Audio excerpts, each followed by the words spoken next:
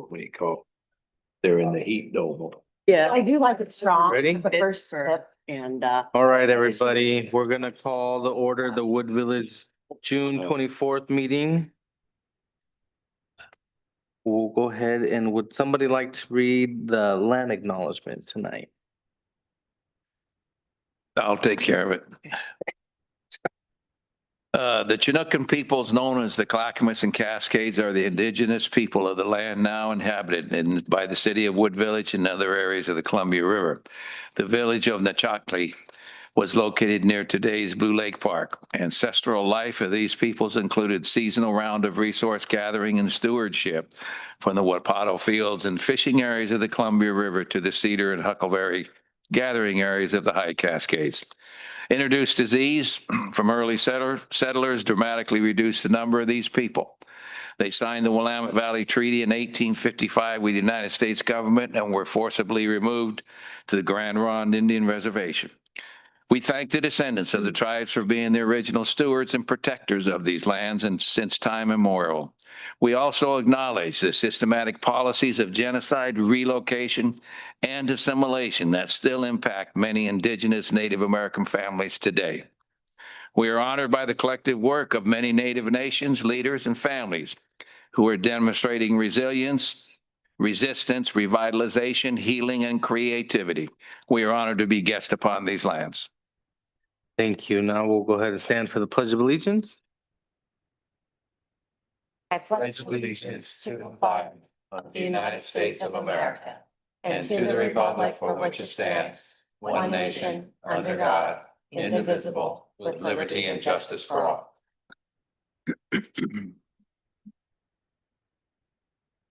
You and we'll go ahead and move the citizen comments on non-agenda items. We did not have any comments relayed in, and I don't think we have any in the audience tonight. Awesome. Today we will, I've asked Commissioners, Counselor Smith to read the Parks and Recs proclamation. proclamation proclaiming July 2025 as Parks and Recreation Month. Whereas parks and recreation are vital to the health and vibrancy of communities, including Wood Village, Fairview, and East Mountain. And whereas Play East has served over 6,000 young people through inclusive recreation programs that foster wellness, learning, and community engagement. And whereas the cities of Wood Village and Fairview, alongside public agencies like Metro and Multnomah County, private donors and residents have provided strong and sustained support for local recreation. And whereas parks contribute to the physical and mental well-being of residents, offering spaces for exercise, connection to nature, and community gathering. And whereas the U.S. House of Representatives has designated July as Parks and Recreation Month, celebrating the essential role of parks and recreation in strengthening communities nationwide. Now, therefore, the Wood Village City Council joins with the Fairview City Council in proclaiming July 2025 as Park and Recreation Month in our communities. Proclaim this 24th day of June, 2025. Thank you. We'll go ahead and move to Resolution 20-2025 surplus authorization.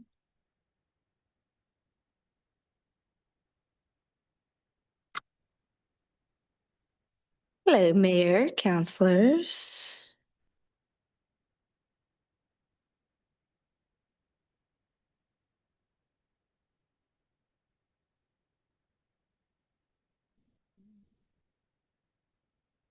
Okay, so I'm coming with you tonight to get rid of the old before the end of the Wait a fiscal minute. year. Hey, Us, John. if our name should. I second that, Pat. Yeah. Making me nervous now. We're the pick. Aw, you guys aren't there yet. You still have a lot of life. We still got some shelf life. Yeah. Plenty of it.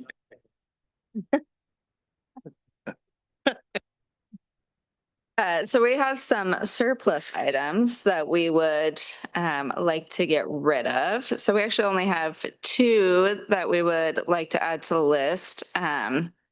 So these, let me move this. So the top two pictures, we just have a mower. We now have a new zero turn mower, so we don't really have use for the grasshopper mower anymore. And then the picture on the right is actually the generator from well 3. Yeah, not really a generator. Yeah. It is what was theoretically supposed to function the well manually. We are not in need of that anymore now that we have our well 3 complete with the VFD and the transfer switch. So those are the two objects that we would like to surplus now. I did put a few pictures on the bottom. We have in the past gotten authorization to surplus a couple welders and a cutting torch and tanks. So those were not actually surplused after they were authorized. So we're just gonna put it all together as long as everything's, you guys approve it tonight, and we'll send it off to an auction, a local auction that we have here, instead of going through the state and having to drive down to Salem. And that was the biggest reason for those 3 welder torch tank things is when you do through the state, you either have to drive it down there and it has to be worth X amount of value, otherwise it won't even accept it. And we just didn't feel like the value of those wasn't worth doing that, but now we have a different auction method without going through the state auction for that. And then for the mower up above, it really has some functional issues because the thought was, oh, it could be a backup mower, but it hasn't worked out in that capacity and just sits there. So those are the items we have. Does anybody have any questions? I feel like the equipment have names. Like, do you guys name them? They look be like a Bertha or. We were not that creative. Oh, okay. I mean, they've Probably been with us long enough. a It Bertha. looks like it that I thought they would have a Yeah, name. the only reason we call it the grasshopper is because that's actually what it's named is a grass. Grasshopper. She's left grasshopper. The only question, only question I have, is there, with that surplus out and the rules that we need to follow, is there access for our own citizens to be able to have a shot at that? Because it's going to an auction, and this is a public auction, so anyone can bid on that auction, I think is in July. August 2nd will be Yeah. their next auction. The so. welders might, I can just think of they might be worth something to some of our residents, maybe. I don't know if it puts time in the newsletter or not. Newsletter already went out for the July issue, which Okay. will cover August. But if people are watching different equipment auctions or whatnot, I mean, they will see these in there. Okay. And that's why, when you surplus, the auction's a good route. Instead of you could either donate or essentially auction so everyone has a fair opportunity to bid and procure. Okay. Any other questions? I guess an estimate on what potentially we could be getting in return. I do not have any estimates on any of them. Goes to highest bidder once it's an auction, right? Yeah, so it kind of depends, who's actually looking, because some of these, depending, could go for more than we expect, less. And that's what we've seen, especially when we had our old giant standby generator. To us, it really was more of a liability, had no value, but maybe scrap. And someone actually, I think it was several thousand we got for it because for that person is exactly what they needed and was still less than other options. So you think, the grasshopper, I'm not going to guess, that's probably more of a parts value for somebody versus like the Ford motor. If someone is doing some kind of project, could actually bring in, it's still going to be priced sub $1,000. And then for the welders, again, they're old. And we look at welding technology, how as far as can last even, 5-10 years. Again, it will have value to somebody, whether for their use or parts. But I think, if we were to net $2,000, $2,500, I think We'd be happy. I think that's a not too unrealistic, but a high end number. Do we set like a minimum? Like, how with auctions, you're like, okay, we're starting off. There's no reserve. Oh, there's. My last question is if, no one bids, do we have to bring it back or is there like a disposable option with them? We've never had something not sell when it's gone to auction because it's, you know, it could be $5, 10. I mean, I doubt these would go for that low, but I mean, There's something. at some price point, someone will bid on it just because it was worth it at that price. Yeah, all right. We'll have a, Any further questions? In a motion? I move to approve resolution 20-2025 declaring listed items as surplus. A second. First and second, any further discussion? All those in favor? Aye. Any opposed? Nope. Motion carries. All right, thank you.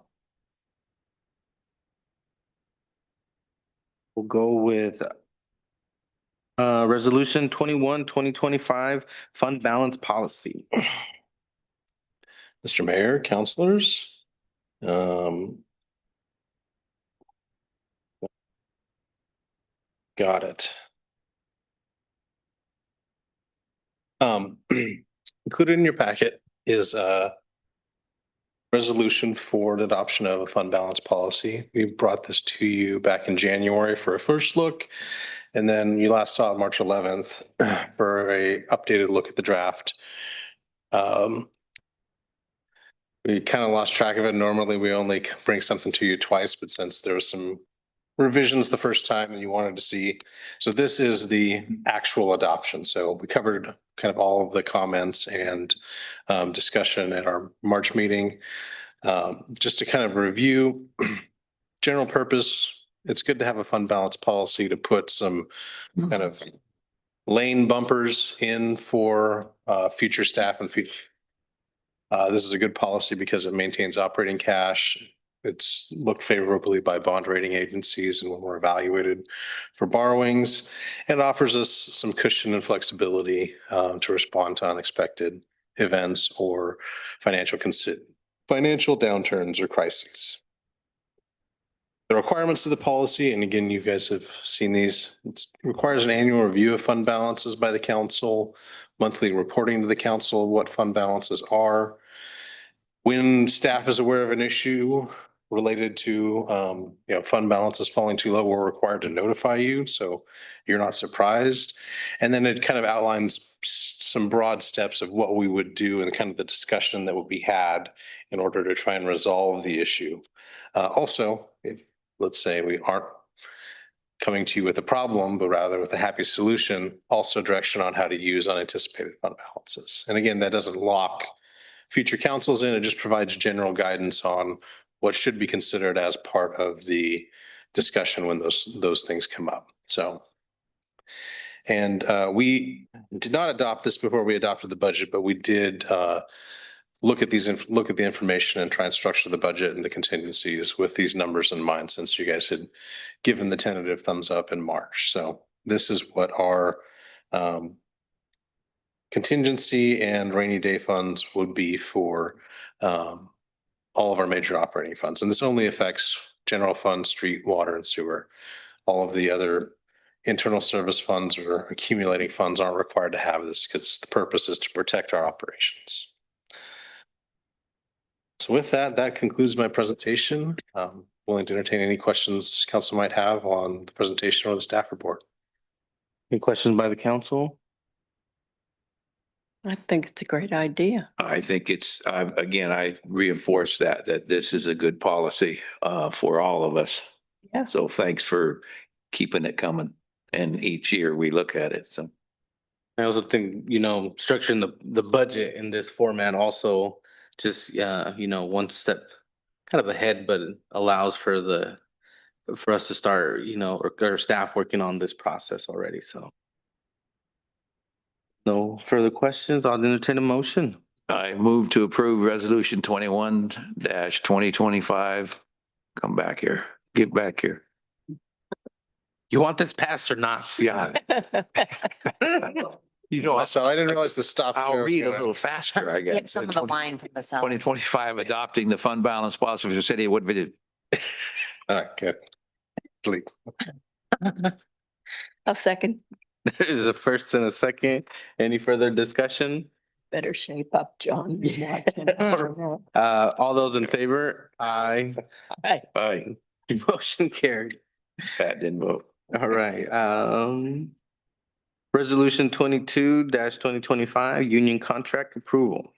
Thank you, Mayor and Council. This is a good one. I know other times different, you hear stuff in the news, whether it's healthcare industry or other organizations, but sometimes union negotiations make headlines for not the reasons we would want. This is not one of those cases. This is a very positive one. So a little bit of background, our current agreement ends in a week, but luckily we've worked with the local and the field rep and developed an agreement that they're ready to sign off on. We're able to present to you. We did work with you in executive session this past springtime, kind of what the parameters from our perspective would be, the bulk of them being some cleanup, other city policy consistency, and then a few items of substance, the biggest one actually being the CERT pay, and we restructured that and have a separate slide on how that functions. So again, union and management staff were in agreement with this collective bargaining agreement, and you have two copies in front of you of it that were in your packet. One is a red line version so you can see all the changes. The other was actually just a clean version if that was easier for you to read. So that's why there were two copies, the same one just presented differently. So again, another 5-year term, which is I think great from both perspectives because it's a not too long of a period, but long enough you can let the contract run. You're not going back and renegotiating and discussing. We did include the 980 schedule directly into the contract. It was previously an MOU. Something the union felt strongly about is from time to time, if a utility worker needs to miss their lunch break because, there's a water main break or, an active emergency and they don't get that chance for that 30-minute break, they want that treated as overtime. We thought that seemed pretty reasonable. We also then added some guardrails to that, basically saying, we dictate what an emergency is, not the employee on site. And so that again, added some clarity there because we've had some instances where the employee felt like it was an emergency, they needed to be there, when in fact, no, you can call someone else in or we can help schedule that. So it was positive for both ends. I had a question about that. Yeah. Aren't they required to take a lunch? So then we would be breaking labor laws? So that's there are exceptions in cases of emergency, but BOLI is pretty rigid in that and don't want employers abusing that, which was our counter to the union saying, well, if we add this, we need some safeguards to show this is a bona fide emergency, Again, the big pipe break running down the street, it probably is a all hands on deck situation to at least contain it. But then once contained, no, we want people to take their break because we even said, we can't be in violation. And there might be those times where it is just unavoidable based on the circumstance, but those would be few and far between. But we don't get fined or I'm going to defer to the attorney who's probably seen some cases, but I like to think if you could articulate the bona fide emergency. Right, so I was trying to read your basic premise is right, that there are required breaks you have to give, and if you don't give them, then sued. Right. But if there is an emergency, you need to have. That's there's a number of limited exceptions in.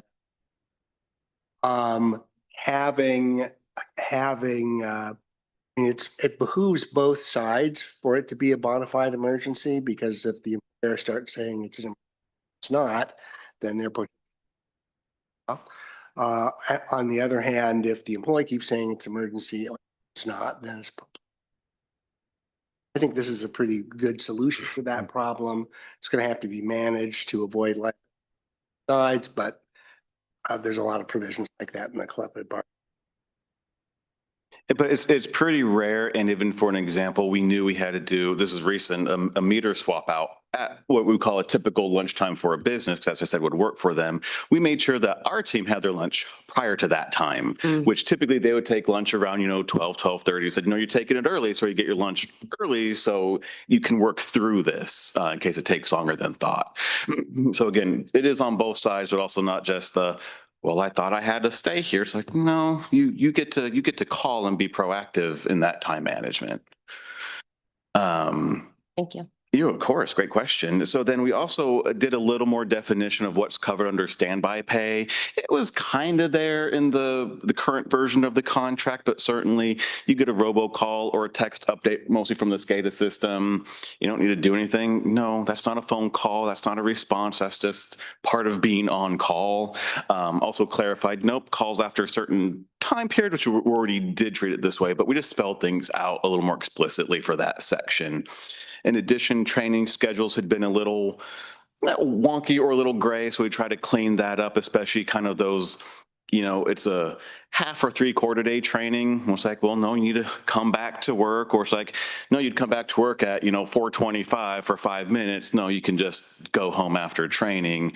And then what we've seen, especially for some multi-day trainings, and a lot of the CERT trainings of utility workers are either on the coast or Central Oregon. They don't hold multi-day trainings in Portland. I think that's a feature, not a bug. But a lot of times it's nice, again, kind of works both sides, but the employee can maybe leave the night before. So, the city's paying for an extra room, but then the employee doesn't have to leave like at 6 a.m. or 5 a.m. to get to this training. So we just said multi-day trainings, that whole schedule's worked out and approved beforehand.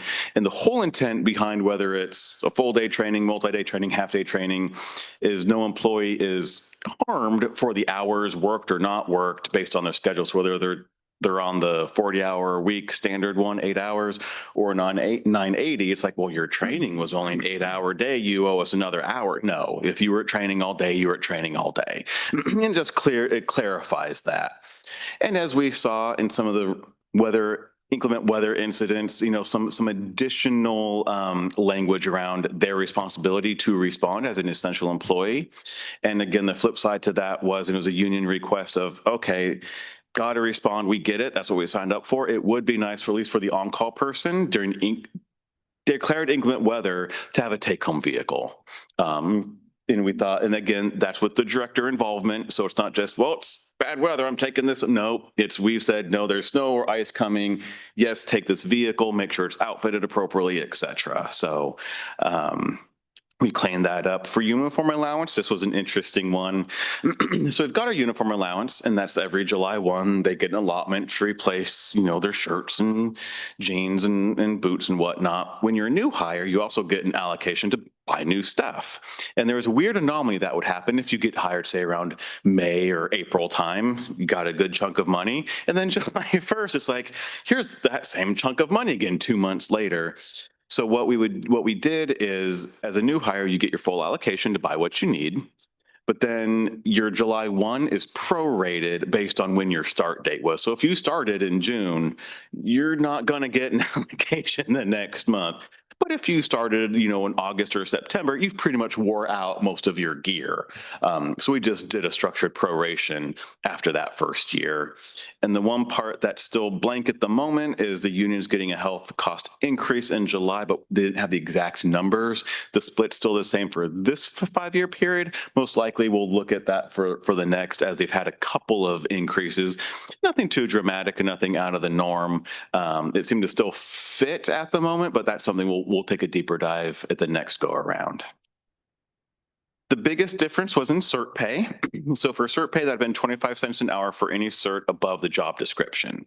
And one of them, and it was kind of an odd CERT, that was in Utility Worker 3 job description, which was I don't want to call it a basic backflow certification. But essentially, I mean, it's a pretty reasonable cert to get. It's a 3/4 day class and a test. And I don't think we have anyone fail it. And so and we'd want them to take that because of installing meters and doing all that and understanding the importance of backflow. So that was something a lot of people would get right away, is this backflow cert for 25 cents an hour. So when the union asked, hey, can cert pay be bumped up to 50 cents? We said, well, some certs are worth more than others. So do you mind if we kind of take a stab at structuring actually classifications of certs? And so what we did here, this is the class, so your utility worker 1, 2, or 3, so depending where you're at, are the certs you're eligible for. So if you're utility worker 1, your only required cert is a water 1 cert. And so if you actually got a wastewater 1 cert, you get that cert pay. But when you become utility 2, that's actually part of the job description. So that would go away, but you've moved up in your job classification. Utility worker 3s had previously been been ineligible for any CERT pay. And so what we did is we've had an interest in someone getting a pesticide applicator's license so we can, when we say pesticide, it's more actually like spraying herbicides in targeted specific areas, not just broadly and whatnot. That's open to anybody because that wasn't something that we had really spelled out in a job description. We thought there's some value to that because we've had to borrow workers from other cities to do some targeted work. In addition, our system tops out at a level 2 system, so a level 2 water and a level 2 sewer. The state allows you to get one classification higher than the system you're working in. And so as the thought of, retention and whatnot and continuing education, allowing anyone, if they want to use a class 3 wastewater or water, you can get that cert. We've added that at $1.50 because that's exceptionally difficult to get and would take up both a lot of time in the field. And you got to pass a test. I mean, when you look at your certifications for wastewater or water, it's time in the field, sign off by the director, and a pretty difficult test. And it's proctored by the state. So to help encourage people to do that, you can get your class 2 certs for either utility worker 1 or 2, or then your class 3. So that's how we structured it. So some will actually lose their, actually, I don't think anyone now will lose their actually, I think some will lose their backflow, I think. But the higher end is better than it was. So I think the union liked this approach because it both encourages and recognizes the level of effort needed to get these certs and is a decent retention tool. Questions about the cert pay? I mean, I think it's a good tool as you talked about retention, especially in public works, understanding that that is an area of high need and demand. So doing the best that we can to keep our employees. And utility worker 2s say only need. They're, so they need their class 1. So to encourage you to get their class 2s, again, that's why that's valued at $1. So it was actually, I think this is my 3rd or 4th process with the union, and this is probably the best it's gone. It was just, there was an upfront from the very first meeting recognition that we want good things for our people. They want good things for their people. So we're on the same page of what we're trying to do here. The union also acknowledged, and I want to pass it on to you, the, what do we call it? The bump up that we did a few years ago, to correct for the large inflation.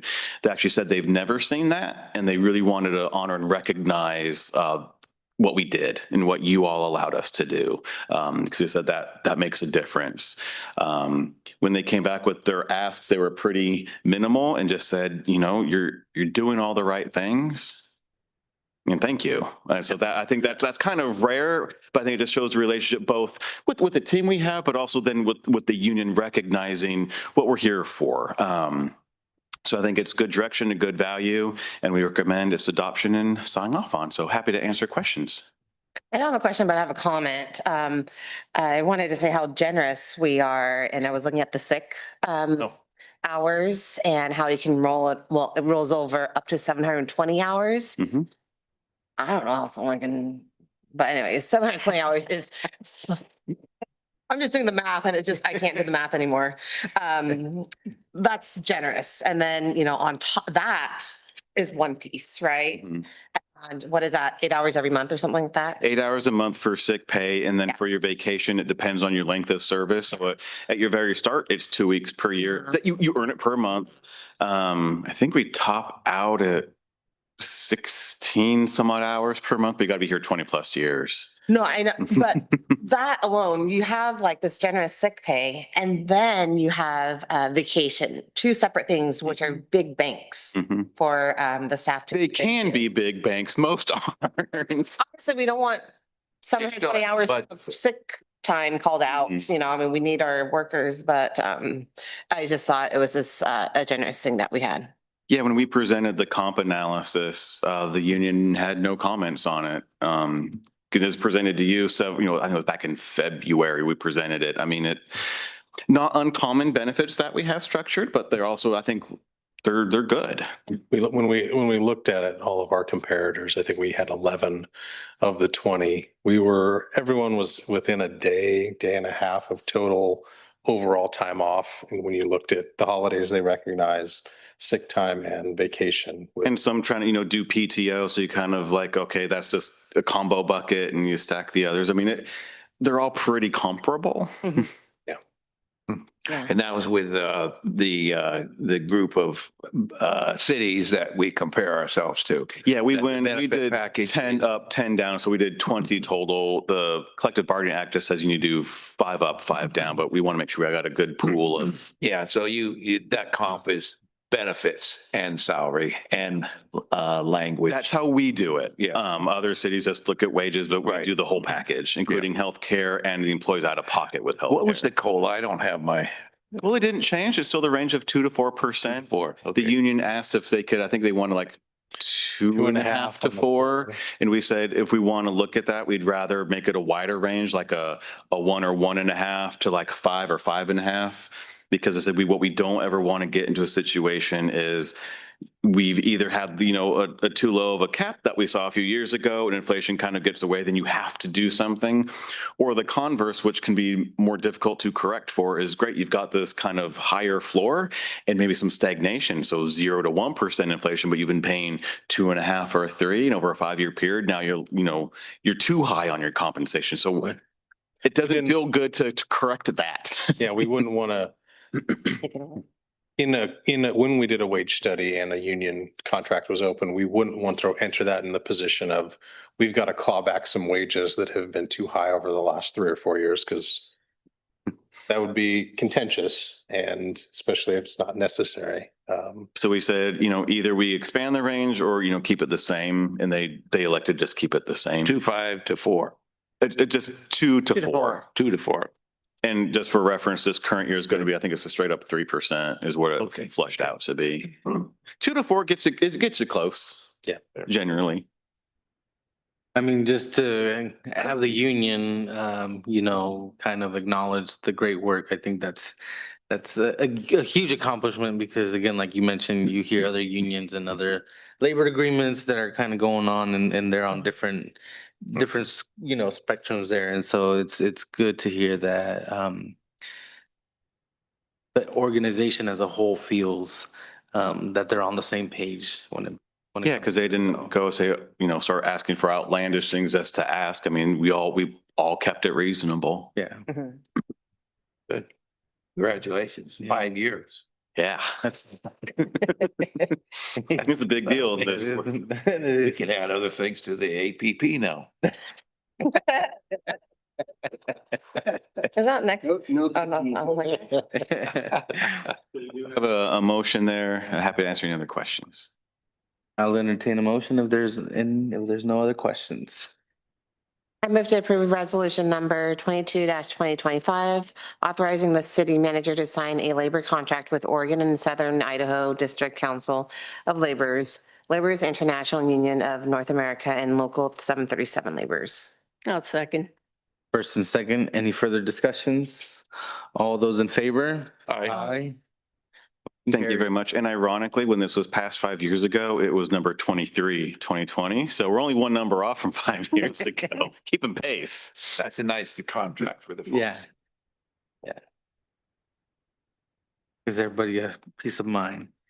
All right, now the good parts. And I don't have a presentation for this, but what I did do is I wrote my own comments. I didn't score myself of satisfied or dissatisfied, but I made comments in every piece before, the packet came out, and read your comments. I think there's certainly a few that would benefit from the discussion, as there were questions in there about what's going on with X, Y, or Z, or what does this look like? So in the past, we've pretty much just gone, one question at a time, essentially starting with the collective council feedback. So just for the public who's watching, it is consolidated. So each counselor provided their feedback, and what's in the packet is a consolidated version of all the comments. And then I can either answer those questions and provide my thoughts as well. And just to also clarify, aren't these done in executive session? Generally, they are, yes. I choose to do it in the public session just for additional transparency and for the public to know what you think of my performance, or the public, the staff. Now, I would never recommend that for any of the team, but I feel I'm different, and there's just a greater level of transparency needed for the city manager. And I am unique in that, and I don't care. You're unique in a lot of ways. That's what they say.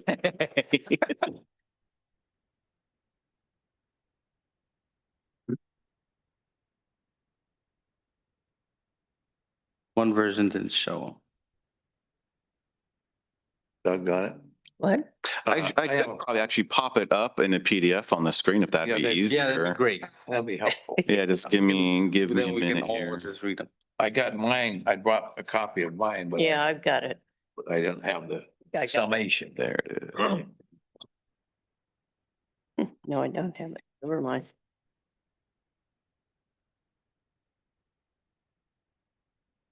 And I'll share a screen here in a second.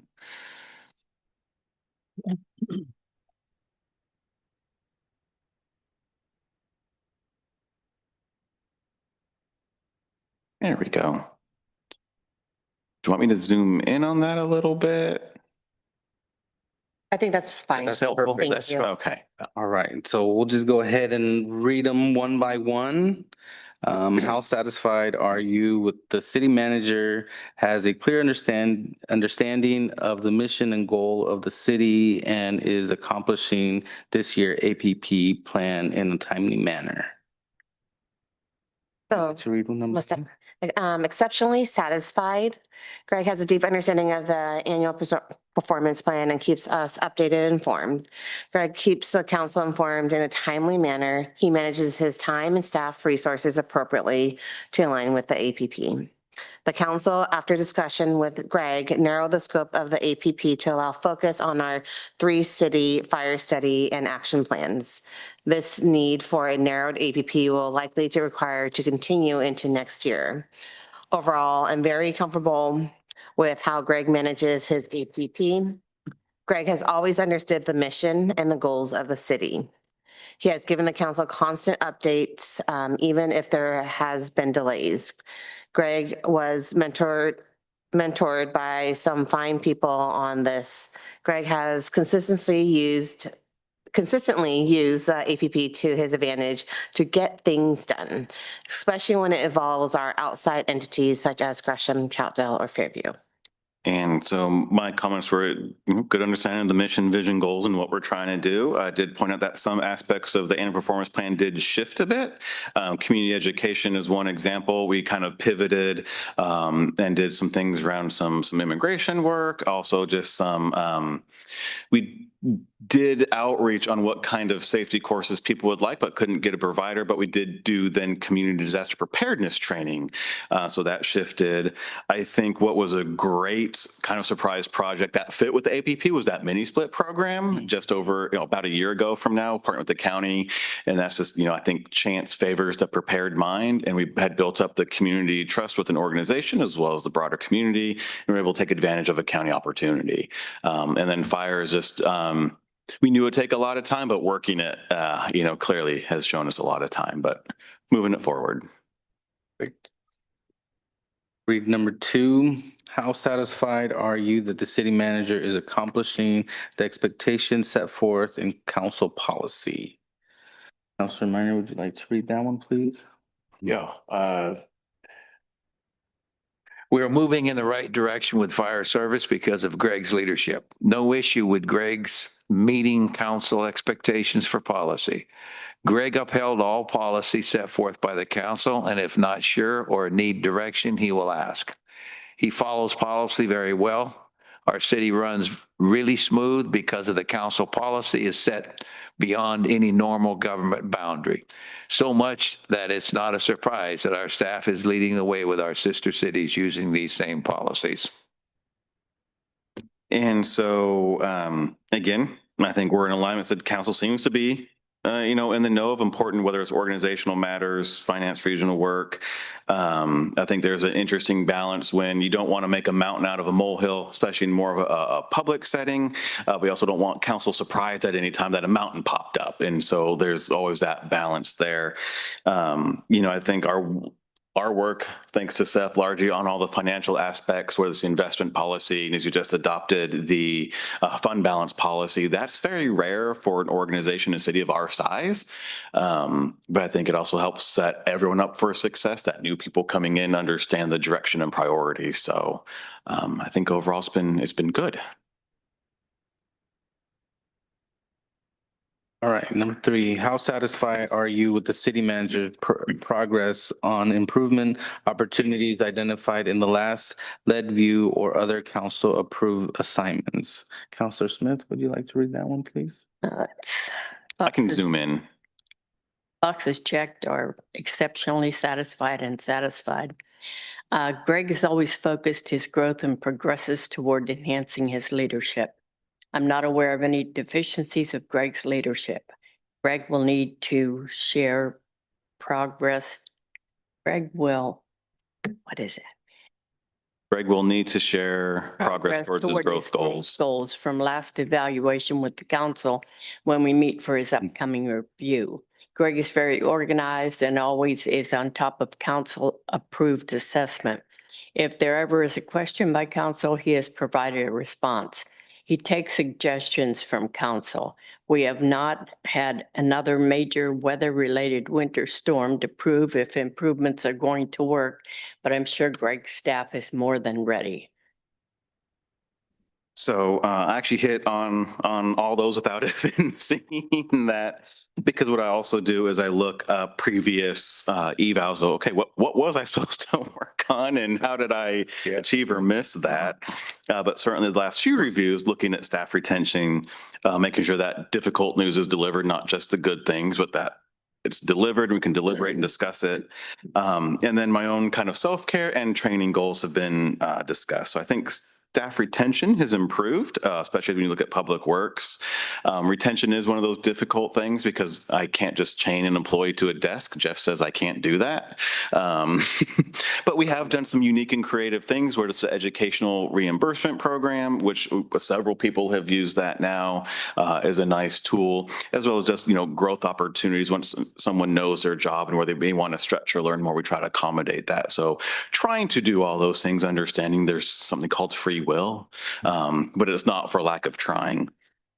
In terms of staff or my own training, I was on the OCCME, the Oregon City Manager Association Summer Conference Planning Committee. It didn't go well. I'll call it difference of opinion of the outcomes for the training.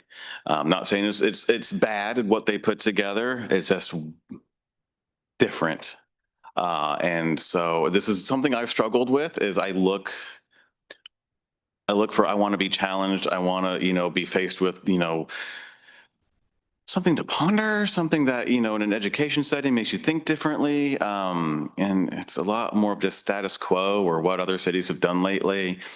I have settled on, I really want, just not for myself, but for more of our team to really look into AI and the AI tools, because what we've always said is you can't buy 10% of a person, but if you can increase your capacity 10 or 12%, you've done just that. And I think there's a lot of advantages that we could see with AI, and not saying it to use to skip out on work, but I think there's a number of things you could use, data analytics and looking for trends, patterns and whatnot, whether it's utility billing or other information. And when we look at land use reports, a lot of that's fact-based, and can we actually take our land use development code, we'll actually have AI fix some of our inconsistencies in our code. But can it take an application, apply it? Obviously, there's going to be human interface with that and, cleaning up the language, making sure it's, accurate. But can we save a bit of time by using some of these new tools? I want to explore that a little bit more. And so then while we had a minor little winter incident, I think the team actually performed really well in both the preparedness for it, way different than last year, but also the things we did a number of de-icing that I think prevented some incidents, but we did learn a lot from the previous year and we were better prepared this year. So didn't get a chance to see how it worked in practice for a full event, but what we did do I thought was quite exceptional. All right, number 4, how satisfied are you that the city manager continues building moral among staff, volunteer, and citizens? Greg has built great rapport with meaningful relationship with staff, volunteer, and citizen. He is a proven leader who brings people up and demonstrates a positive environment. Greg continues to grow the capacity of staff. He listens and seeks input and looks for opportunities for staff to expand skill sets. Examples, wall built in park, build out the 3 public works employees, continue willingness to support office personnel, desire to expand skills certifications. 3, routinely recognize staff and volunteers. Staff retention has been at an all-time high. Speaking of the work culture that is established, he has built a great team. It's not easy to build great relationships with Troutdale Fairview staff and council regarding our fire services, but Greg has really put best efforts possible in nearing impossible situations. And so my comments were, it seems to be positive both for internal our organization as well as external, but there are just challenges connecting with the broader business community, both knowing who to connect with and can we find that time? What's the purpose of the meeting, the value? And again, I'm kind of thinking from their perspective, why am I giving you time? So there's been difficulties with that, but I think for the broader community, there's been some good interactions, whether they were planned like a meeting or going to a group or just, we're here in the park. So it's a little easier just to randomly connect with people. I did learn that at least with some subset of our community, I'm known as the tie guy. I'm like, well, there's worse things to be called. So apparently whenever they saw me or this group, we engage, I'm dressed up. It's a meeting. So I'm the tie guy. I'm okay with that. I do, and the team here may disagree with me. I pushed them too hard this past year, and I don't know how it happened with all the projects that stacked with each other. They certainly rose to the challenge, no question, that we got some incredible work done. It pushed probably a little too hard, and I blame John.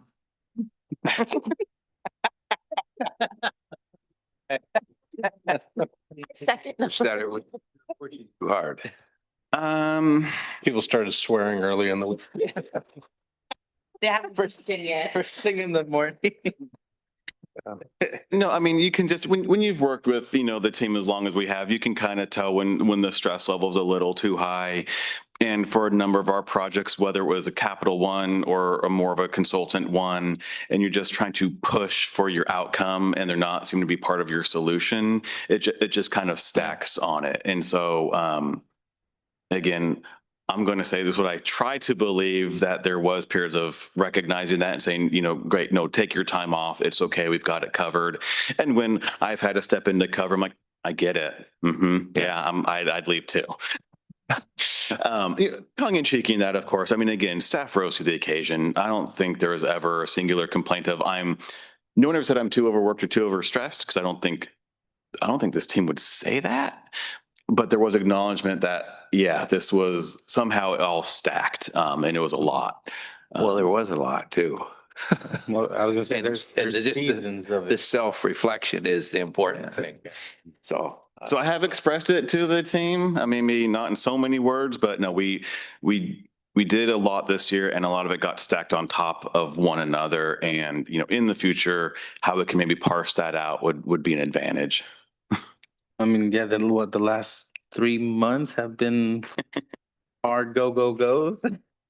Well, there were kind of, as you said, routinely vendors not performing to what we want, building restrooms and not having the contractors, waiting for parts. I mean, there were The county getting involved in things. Yeah, so I mean, So out of your control thing. yes. And be that as it may, out of the control, it still doesn't mean that the workload wasn't there and it didn't stack upon it. And we still had other stuff to get out the door. So I just, again, want to acknowledge this is a lot of praise towards me. A lot of it actually goes towards the team.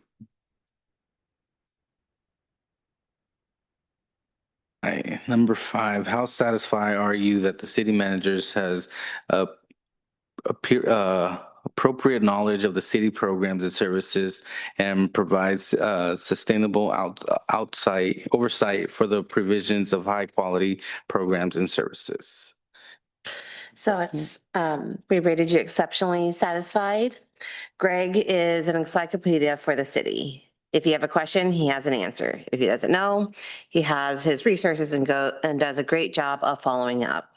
Greg's knowledge and expertise is a huge attribute for the city and support for council to make well-informed decisions. Greg's tenure in the city, desire to grow, and work ethic all have contributed to an exceptional understanding of current programs, processes, and the foundation for changing needs and future services. Greg has great knowledge of everything Wood Village. If not, he will research it and learn more. He expects the best from staff and gets it. It seems to me staff really enjoy working for our city manager. This is infectious for all of us on the council and for the people of our city. I, again, don't disagree, but also a lot of my knowledge comes from in a few months. I'll be here 17 years. So I kind of have a cheat sheet that, so I do have that, but again, just trying to be involved in a lot of the programs. There have been a lot of changes with like human resource things, land use and planning things. Those have been difficult to keep up on. But luckily we're, again, focus a lot on fire. You can't ignore other stuff. So it's always that odd balance of what's changed at the state level, what's changed just in best practice. But always, I think the team itself always kind of strives to be up on what we need to do, what's working, and what works for the organization community that we have right now, not necessarily what even worked a year ago or 10 years ago. So those are my comments. But yeah, I think it's true. I mean, I do expect the best from staff at all levels. And something I just say is, acknowledge we're all people. We all have other stuff going on in our world. And so I just say give 100% of what you can every day. That doesn't mean you're giving 100% of like, I can put every ounce of my effort into it because there's stuff going on at home. Maybe someone's sick or passed away or just an issue, but just give everything you can that day. It was actually quite remarkable. We had an employee, her child needed to go to ER, was in ER for a few days, several weeks ago. And I just casually said, how was your weekend? And she's like, do you want the truth? I'm like, well, yeah. She's like, well, my person's still in ER. I'm like, then what are you doing here? And they actually cried because I said, you need to leave and be with your child. I think apparently that's rare in the world of work. But I'm like, look, your problems at work will be here tomorrow. But you need to be where you need to be today. But I think because we have that mindset, that culture, we do get the best out of people when they're here because they acknowledge when they need to be somewhere else, we give them that grace and latitude. That's great. Number 6, how satisfied are you the city manager is knowledgeable regarding financial matters and uses the available system and resources to make informed financial decisions? Councilor Minor? Exceptionally satisfied. If Greg doesn't know, he will refer us to Seth. Dynamic duo. I'm very confident with Greg's leadership in fiscal matters. He utilizes and depends on our skilled and experienced city budget manager, and they work jointly with aligning resources and current stated goals, and most important, anticipate future implications for revenue and spending, i.e. public safety, county, state budgets, grants, future infrastructure, etc. Ending fund balances are appropriately maintained. Greg has created a great financial team around him, providing him with the information need to make it and explore solutions. He talks us through difficult financial subjects. Greg hired the right person for the job, and the trust goes a long way for us to enjoy financial stability. We joke about finances as a council, but only because it's transparent. And I got to give this one to Seth. I did inherit a pretty good both financial condition of the city, but also some pretty good tools and resources. We kind of already revamped the budget a bit. We'd put some other things in place. Seth took that and then just took it to the next level. Again, a lot of cities our size, whether it's size of our organization or size of population, don't have half of the financial tools and measures we have in place. Just looking at other cities' budgets, the GFOA budget award, for example, once thought unobtainable, we've received it twice, I think now, let alone the audit work. But again, that Seth and, his leadership, his work, his passion, just to make sure that we're not just set up today, but the future us are set up for success. So I'm happy to oversee Seth and his great work. It's not just Seth. There's an entire. Whole entire finance team. And plus, you've got Becky, Erica, who oversee projects to make sure, my golly, they read them. We watch those dollars on those invoices and we've rejected several because it's like, we're not paying for that. Again, not saying a contractor vendor did something wrong, just mistakes happen and the team catches it. And so I'm just very fortunate to have all that in place.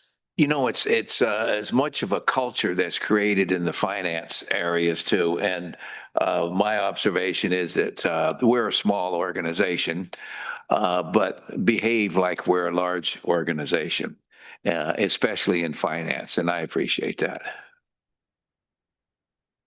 Well, accepted large organizations kind of round up to the nearest million. We don't. We don't have that problem. All right, number 7, how satisfied are you the city manager has assured that the city has suitable systems, policies, and process for accounting, the fund management, personnel management, office space, information technology, and risk management? Counselor Smith? We'll go with exceptionally satisfied. Greg uses the strengths of staff to help in his leadership and decision-making. When changes in processes are necessary, he works with staff and at times outside agencies to implement the changes in the most efficient and practical manner. Greg leans on his team for input on these matters that allow him the ability to make informed decisions. He has explained them all to us. The City Council has approved the city budget each year as presented by the city manager's request. This marriage has allowed Greg to expand and keep up these areas, whereas there is no excuse on our part to be exceptionally satisfied at all times. And well, I thank you for those comments. A lot of that actually is reflective of the council. Again, hearing other city managers, seeing other councils and whatnot, things like an annual performance plan, goal setting, they're rare. Versus we've kind of baked all of that into our processes where there's also that mutual trust of, hey, here's what's needed to just kind of retain services. And you all trust that and then say, great, here's what's important in the periods ahead. And we kind of bake that into the budget as necessary. We've also made, I think, huge strides in our utility system with the investments in SCADA, Well 3, our IT infrastructure. Again, you look at cities and systems of our size, and we've got some pretty, I think, rare tools that make us very, very effective. And again, but it's always learning. Everything's always changing. And again, as I mentioned earlier, kind of HR and land use are kind of always and more consistently evolving versus you'd see kind of changes every few years with HR or statewide land use. And now it's almost every 6 months. You're seeing either a new court case or an iteration of a DLCD brain thought.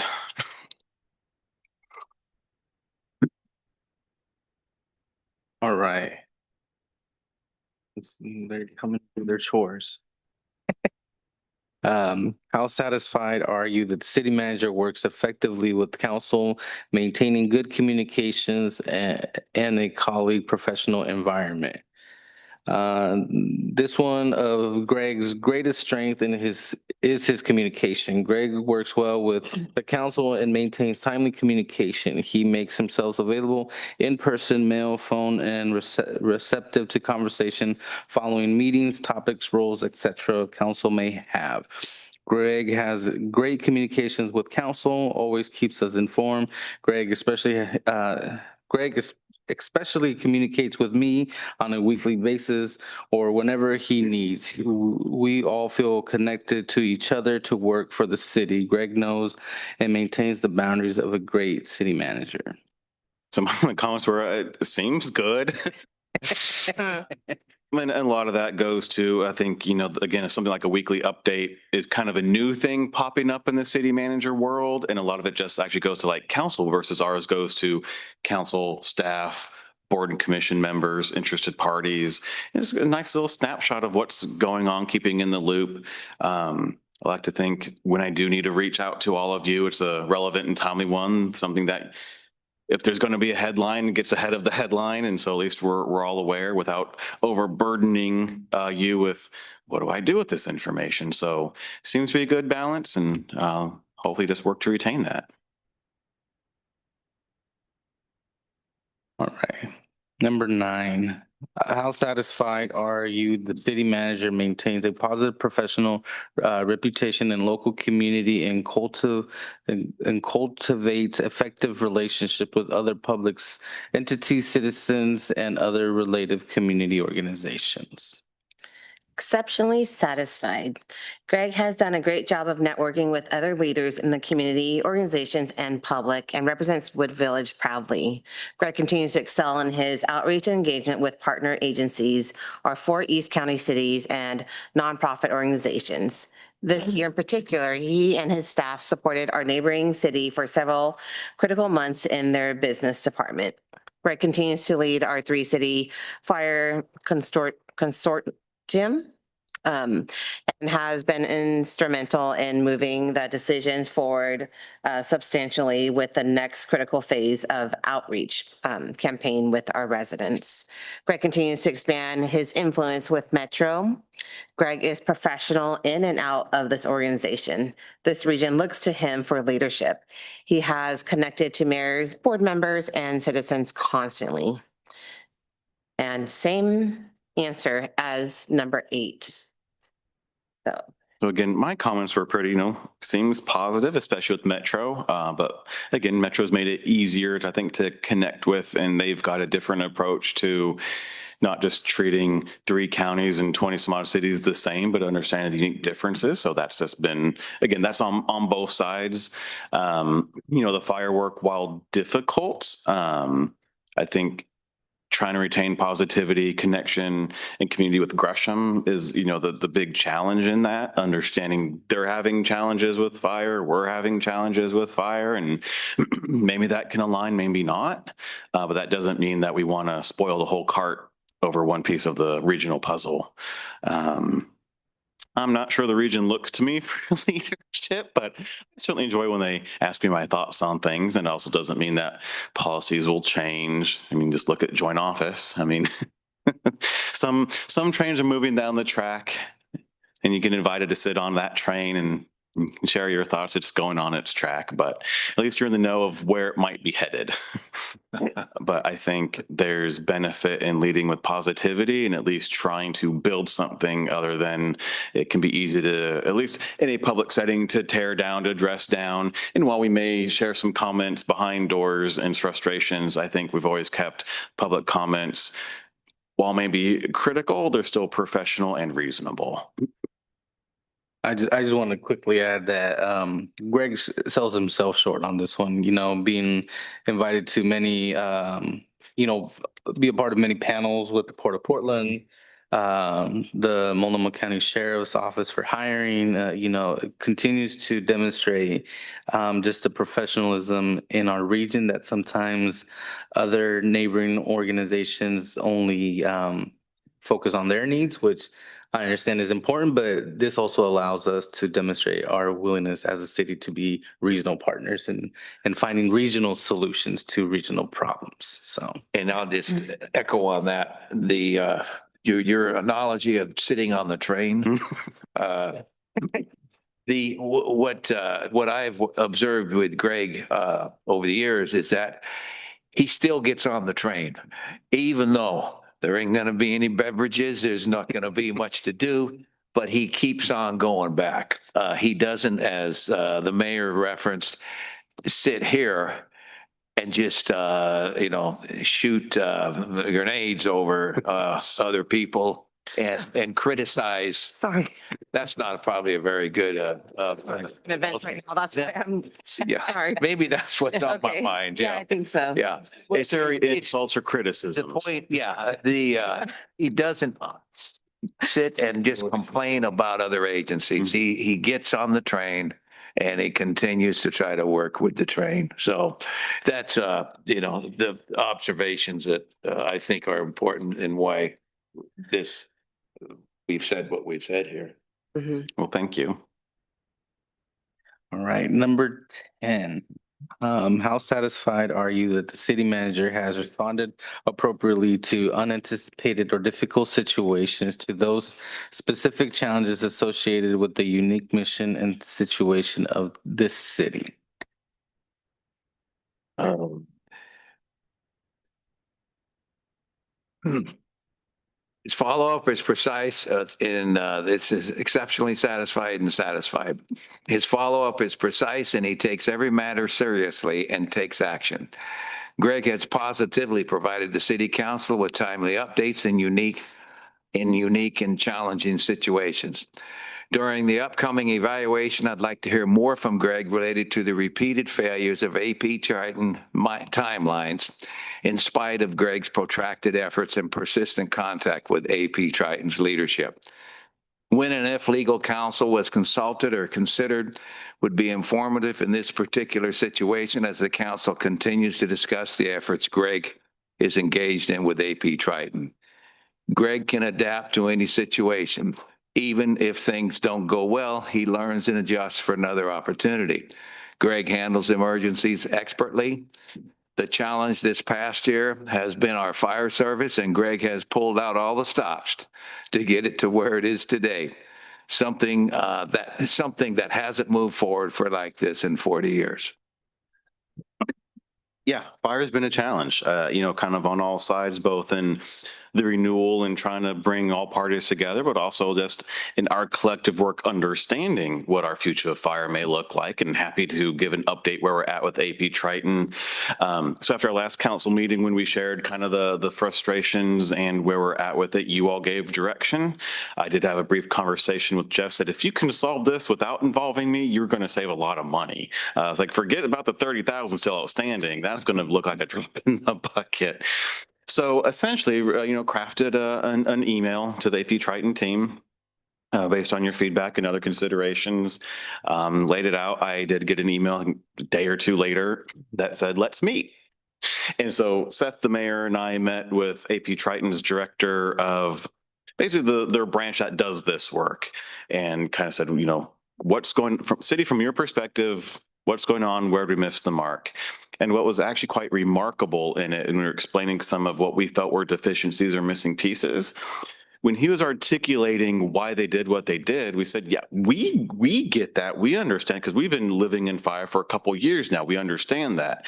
The issue is everything you just said isn't in this report, and someone reading it for the first time is not necessarily going to know those things. I said, so you need to just put everything you just said into the report. And that was in several different sections, mostly related to limitations, because what we articulated was someone could look at this and say 3 cities could do their own for $6 million. Why aren't we doing that?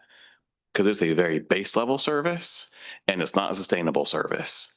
Like, yeah, we get that, but that's not in the report. And so of the 100 some odd pages of the actual content of the report, they probably just needed to add 3 pages of additional context to a few sections to really just clean it up, tighten it up. And then when it came to the recommendation, we actually understood kind of, again, why they did what they did. Their thought was, we can't give direction to a council of what's going to be best. That's for councils to decide what's best for the communities. We don't disagree. Said the problem is you've given us nothing to evaluate the options by. I said, we weren't asking you to pick which provider is going to be best, because best is determined by the council and community. You need to give us, when you're evaluating your options, pay attention to these things and why. And, from our perspective, it was future financial sustainability, service metrics and which ones are realistic, because they even articulated no agency in the country meets NFPA standards. You can't do it. So, okay, so what is it? Is it meets it 80% of the time, 90% of the time, 90th percentile? Like, give us something to structure how we're going to evaluate service. And then lastly, to meet that service, it seems to make sense that you either have to have a new station or some kind of response to meet these errors that have a high response time. I said, give us something structured like that. So council staff can go to the different potential providers or evaluate doing it ourselves and understand what it is that we'd be getting or not getting, whether we do it ourselves. And if it's like, because cost was most important, yep, we're okay not getting X, Y, or Z or having longer lead times. At least councils know that versus, hey, if we're going to go with Gresham or a Clackamas, these are the things we need to articulate that we need. So that's what we need this report to say, not who's going to do it best. No one knows, but how do we evaluate the proposals? And so and the mayor was there, so tell me if I'm out of school on this, but it seemed like we got there in terms of what was needed to finish the report. I was really, really hopeful that we might get it today because we gave them a week. We met last Wednesday, so I was hopeful we'd get it, today. But we said drop dead deadline is tomorrow. I said for several reasons. One, we're active in discussions with potential service providers. Time is not on our side to try to spin something up. And I said, and we're doing a training on Thursday for talking points. It'd be great to have this report for that talking point. Sorry, I got a little angry there. So hopefully we get the report tomorrow and it's structured. I think as they said, they would deliver it. I did follow up with an email, very specific afterwards, reframing the conversation we had and expected deliverables. I have given the mayor also the email communications kind of throughout the last month and a half with AP Triton, trying to move this in that direction. So without trying to air everything, in public and whatnot, but also trying to give more context of, we've been trying to move this forward, trying to get it complete. I have kept Nathan and Ray in the loop. They seem fine with the updated timeline. Again, kind of, I think, getting what we need out of the report. So any user could pick it up and maybe they don't get 100% of it. Like, okay, like this makes sense. This is why we're kind of moving this area. So that was the update on that, on the fire side. But yeah, fire's been a challenge, and I think will continue to be a heavy workload. Greg, what do you think happened that allowed you to get to that meeting that is now getting to what we wanted? What was it that why didn't that meeting happen earlier? What do you think?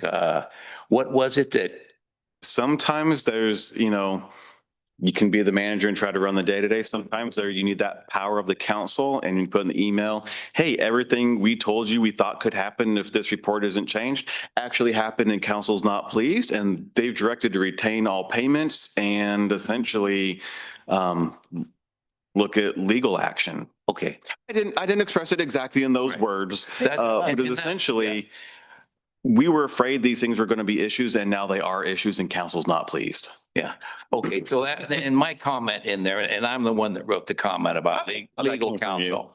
And when do you bring legal counsel in and when don't you? And that is the call by the person that's involved in that, Mhm. not the council. So my question was, and you've answered it, and I'm pleased at that our action here and our conversation here as a council allowed you to go out and do what you needed to do without a threat of, we're going to sue and spend $30,000 to do that. But the legal counsel is an important tool. Mhm. And I think it needs to be used judiciously, Mhm.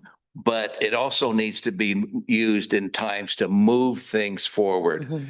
So I appreciate the follow-up here because I was curious Yeah, about. I sent the email the next day after the council meeting last week. Because for two reasons. One, you directed me to fix it. And two, we need the report done. But that got their attention.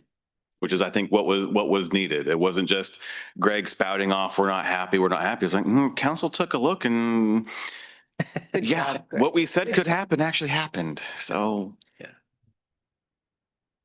Yeah, so I think I'm hopeful, I'm optimistic that we'll get the report tomorrow and it satisfies what we collectively need out of it. Again, it's not just for us, but the community can look at it, understand it, and understand why the different cost differences and what you are and aren't potentially getting with that.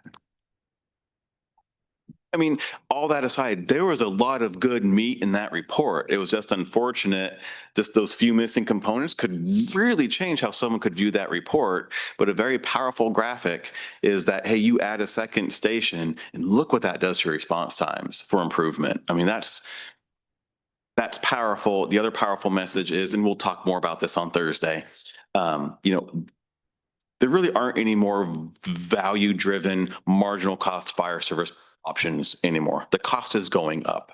And if it's going to go up, what do we expect out of that? I have finished reading it and going through, and I got some tags in there and some notes in there. And so I think there was some value. I mean, I thought the survey was interesting. Survey was good work. We're also, so Praxis picked that up and we're going to try to refine it the night out and build off of it. So there's a lot of good in it. We just need it was just get it across the finish line. All right. List other improvement opportunities or accomplishments to be considered in the overall evaluation of the city manager. Also consider results, improvements for department heads or staff, questionnaires, surveys, or similar instruments if applicable. Is that me? Yeah. Annual evaluation, ensuring we have a smooth and successful transition with our fire services. Strong efforts around fire and making timely decisions to ensure we strongly move forward. Greg is a person that cares deeply for staff and the community. He continues to go above and beyond. His great sense of humor that makes our meetings fun. Yeah, that's a two-way street. You allow some sense of humor. I am so glad we're not like any other council I've ever seen. That's where I don't mind, presenting to Fairview or helping, present at another city council meeting, but I say, I don't know this council, so I've got a unique flavor. Yes. But no, it's a privilege to be a steward for the community of our organization, the team, help you all be successful, our boards and commissions. So I'm just very happy here. Troutdale had a city manager recruitment. Some people wondered why I didn't apply, and I was very kind about it. Thank you. There are reasons, and I'm not going to share them because I'm not going to disparage our neighbor. They're good for what they're doing. I just, I like Wood Village, and that's nothing against any other organization, other city. Still feel that my time's not done here yet to do some good. Fire is going to be hard, and it takes up a lot of brain space at times because when you think winning is getting maybe to a district, not saying who's providing that service, but we're at a district and we've built up some more capacity, and yet it feels hard to think of that's a win when we know who's going to be paying for that, and that increased level of investment from the community. It's a hard ask, and I just hope that we've built up that capacity and trust with the community, that we do our work to see why that is a benefit, even though it will be a hardship for some with those additional costs. But hopefully they see the improved service, the benefits, and then, the long-term financial sustainability for the city as well. And we can get through the next 30 years, however that may look. Well, that's the conclusion of the questions. We believe there is a vote on a marriage wage increase that council has to weigh in on. There isn't a motion or anything of that nature prepared. So as council, you can do what you want. Yeah, well, as long For the as Jeff record, doesn't Councilor decide Smith on has it. given me tenure. I just want that on the record. Yeah, he has to die to get out of here. Currently, the city manager position is not on our wage scale, and which is typical of most cities. It's a contract directly with you, the council. Informally, we've used pay scale 30 as the range for the city manager, and Greg is currently at the top of that. Typically, employees who are at the top of their scale are eligible to receive a 1 to 5% merit bonus as a one-time payment. So you can ask Greg to take less money, you can offer him more money, or you can look at doing the merit bonus or any combination of those three. Or you can just do nothing and Yeah. Oh, A couple of questions that I have.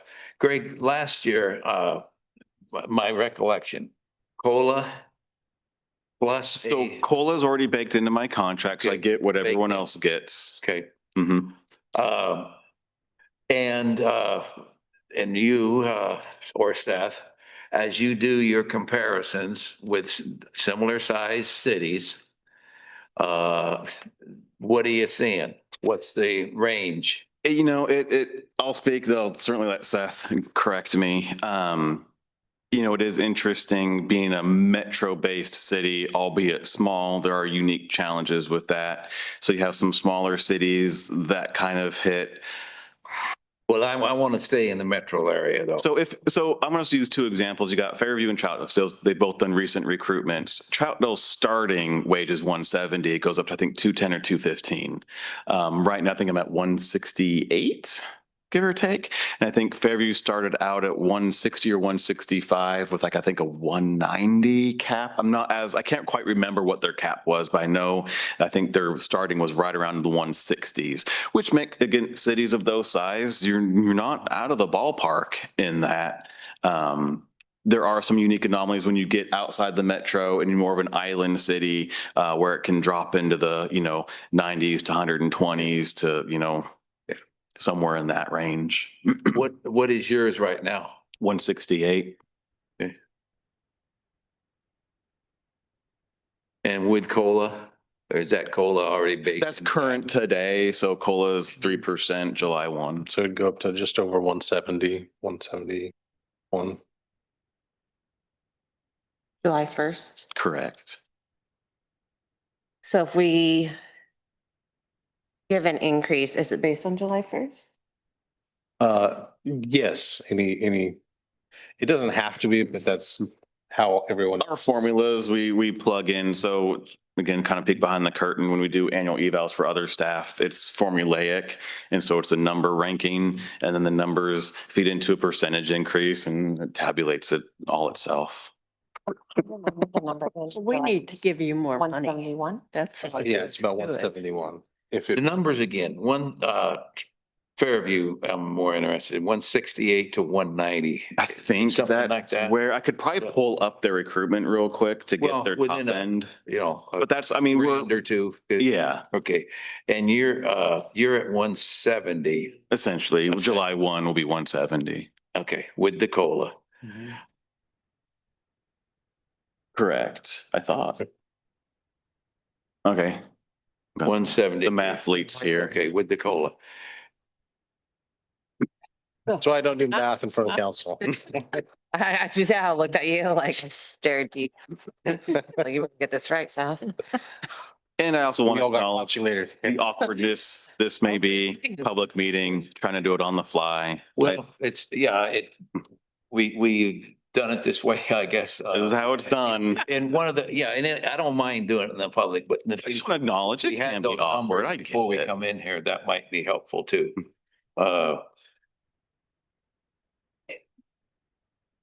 My thought, this is just for consideration, I just want to, there is the firework that Greg is leading is, I hate to use the term, but kind of a legacy project here that is going to serve the city on this region for a long time.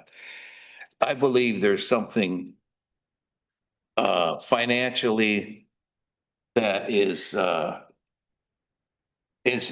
appropriate to recognize the extra work that has layered on here. I'm not suggesting a number, but I do think that it's probably, we need to go a little higher than COLA. Can you remind us what the increase was, what we gave you last year? 5%. Okay.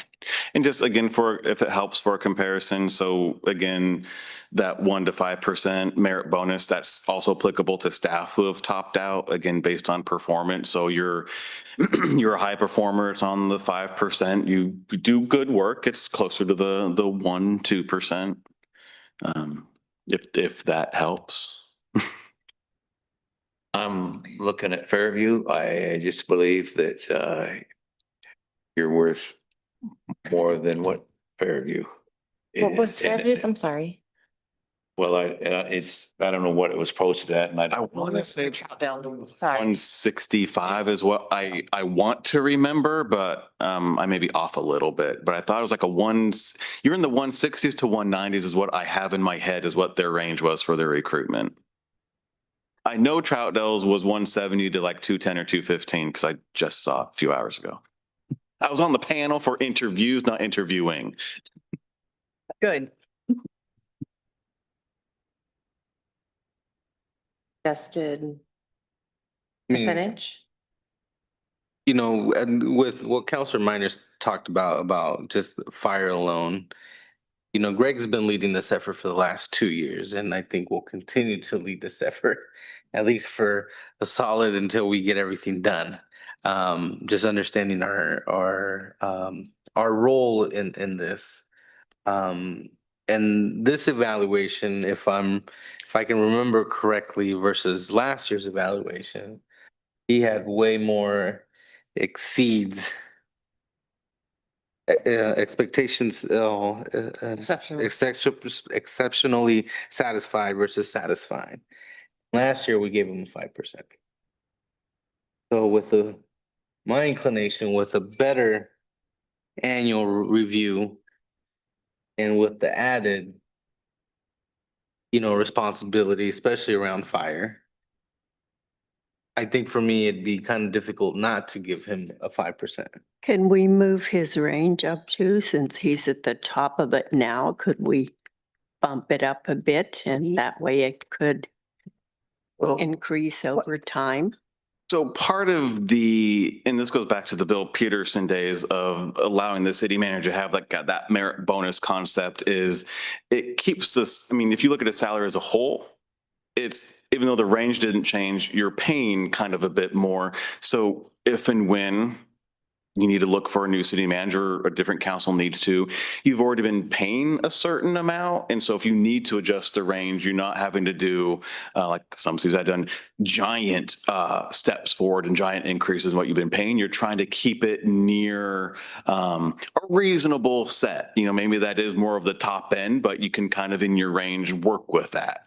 So if that's another way without having to change the non-range, because it's informally the step 30. It's a way that at least budgetarily you structured yourself to pay a certain amount without it being a permanent change. So to exceed the range, so it's okay to exceed the range, it's a. Because that's like for any employee, whether it's director or a lower employee, once they've topped out, we have what's called a merit bonus. So it doesn't change the range, but it acknowledges their hard work and effort with essentially it's a lump sum. We pay it in the August payroll. Yeah. Okay. What is? Aren't you taxed higher as a merit bonus? The tax isn't, right? It's taxed, yeah, As a bonus.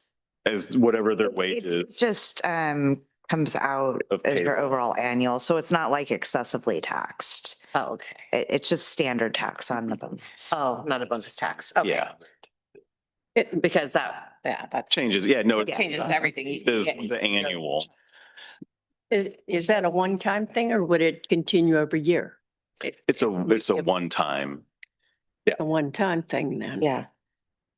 Yeah, the merit bonus is evaluated every year Mhm. for all Performance. employees for performance, based on performance. So we could give him one every year. Correct, Mhm. yes. And in fact, you. Okay. You have. Yeah, All right. that is what you guys gave them last year, yes. And that explanation is really the right, keep our keep that, but Keep the rain. you retain your people. You want to be able to keep hitting them there. Yeah. But you don't want to have to, when you go out to post the position, you don't want to be stuck at that number necessarily. So the,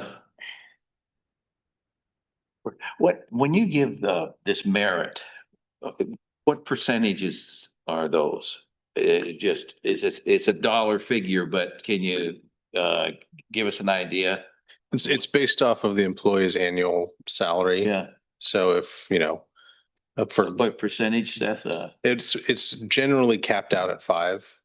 And I think we average somewhere between like 3.5 and 5 is what generally I think we give out across the board for those that are eligible. For those that are doing a step progression, they can actually jump, 7, 8% at a time based on performance.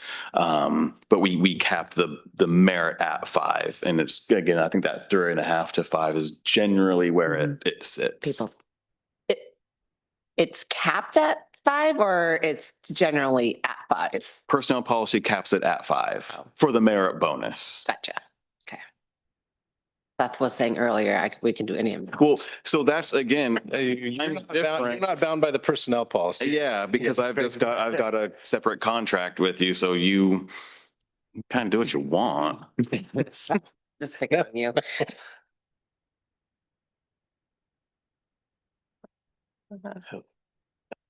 173. So I'll go ahead and say that's my inclination to do 5%. I agree with that, 5%. Yeah. Yeah, I'm on board with that too. Okay, so evals approved with 5% merit bonus. Yes. Yes, sir. And renew the contract for another year. It's actually perpetual. You could get rid of me at any time, but Perpetuity, I think it is. yeah. 10-year, not a 10-year. There you go. I'll just say, it's congratulations. This is it's certainly a great evaluation. Yes. Yeah, I mean, again, thank you. I mean, the accomplishments outlined in it are reflective of your work, certainly staff's work. I certainly then also appreciate the merit bonus. I know where the money comes from. It comes from the people that we serve, and just want to always try to bring value to our community. So thank you very much. We do need to have an emotion and a vote on that. Oh, Oh, I motion for a 5% merit bonus increase. Second. First and second, any further discussion? All those in favor? Aye. Thank you, and Motion thank you, carries. Jeff. Just like Counselor Minor said, Greg, well deserved. It's not given, it is earned. Yeah, that's 5%. All right, we'll go to Directors of Public Works reports.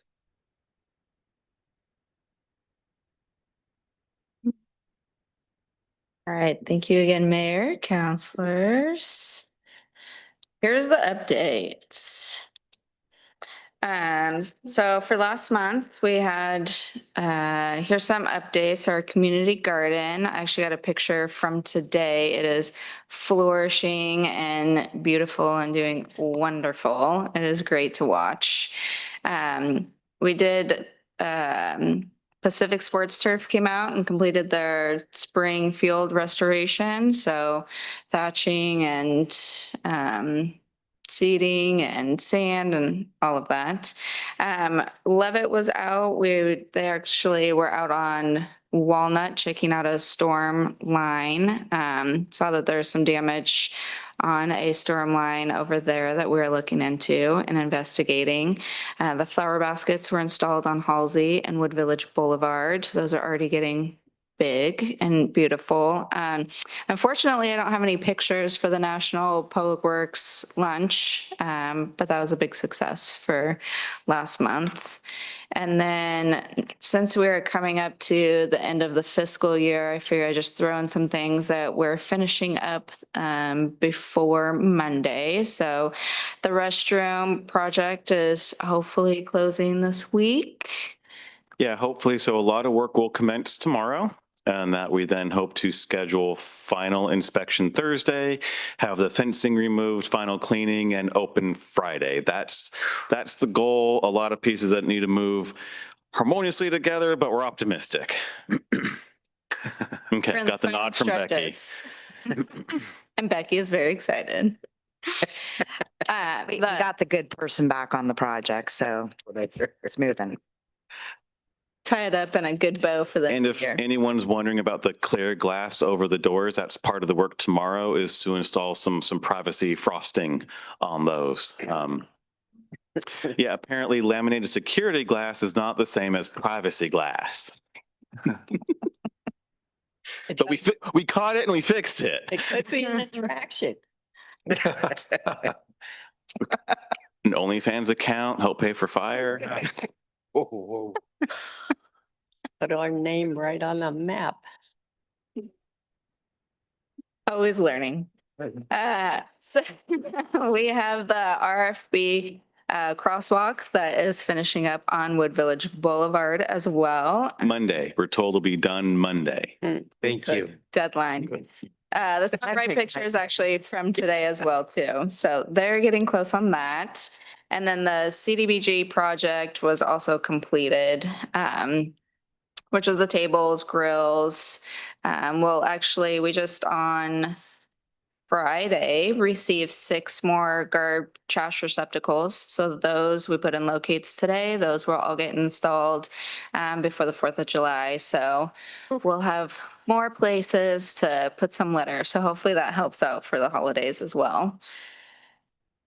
And then the great Troutdale sand and gravel meter that we talked about in budget, I believe last year, actually. The meter down by the ops facility, it was the one that's about 5 feet down in a hole. I had mentioned you'd have to hold me by my ankles to even do any repairs on that. That was finally replaced and lifted up. You can see in these pictures, just kind of the before. You could see how deep it was actually in the ground and now after. So it is all cleaned up and that is complete. So we do have a lot of the same remodels that we've had the last few months for Walmart, Fred Meyer. I know Arco's doing some remodels, Grove Tech. There is some progress on the Buns, Burgers and Dogs, so that's coming along. And then our water loss, 0.68%. Just to be transparent, I will say in the summertime, it does seem to go down just with how much usage there is. It tends to overcompensate what our loss is. So don't get too excited on that, but we'll roll with it. So any questions? I have a random question. So, Hell's Fire Pizza, is that closed? Their sign is down and, well, we went there the other way and. I was up there. The old rock. the Yeah. rock. Yeah, It's gone. that would be new news to us, as I mean, I wasn't there yet this week, but I think it was late last week. It still seemed normal. So happy to look into that. I was there and they were pulling out seats, furniture. Mm. And the guy, of course, I talked to him and he says, yeah, this belongs to us. And they're taking out booths. So, I mean, I can speculate, but I know when they changed the name, it was part of some sort of division of a company. Mhm. I'm wondering if that still has something to do with it, but we'll look into it, because what I do know is they haven't submitted anything for a big remodel. So they're taking booths out. It's, Yeah, they're going. Or stand, you have to stand and eat your pizza. That was it, sorry. Okay. Random question. Anything else? Oh, Perfect. thank you. Thank you. All right, we'll move on to Director of Finance report.